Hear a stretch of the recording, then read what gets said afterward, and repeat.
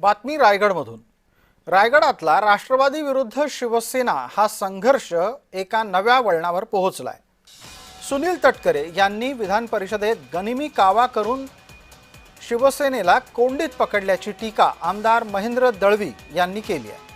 पालकमंत्री पदही शिवसेनेला तटकरे मिळू देत नाहीत, विधान परिषदेची उमेदवारीही मिळू देत नाहीत, असा दळवींच्या दुखण्याचा नाराजीचा सूर आहे।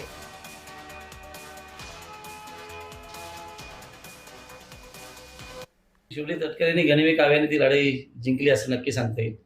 आणि म्हणून काल त्यांनी वक्तव्य केलं की एका मॅनात दोन तलवारी राहत नाहीत, मी चार चार ठेवतो।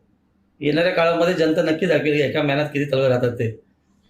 तटकरे उपयुक्त बोलत आहेत, कदाचित निवडणूक झाली असती तर आम्ही ताकदीने लढलो असताना जिंकून आणली असती, पण ते दुर्दैव कोकण जनतेचं की महायुतीचा धर्म पाळत असताना आम्ही आपली सीट पाठी घेतली आणि मग अपोजिशननी तह केला म्हणता येईल किंवा तडजोड केली आणि तडजोडीतनं त्यांना सीट ती बहाल झाली।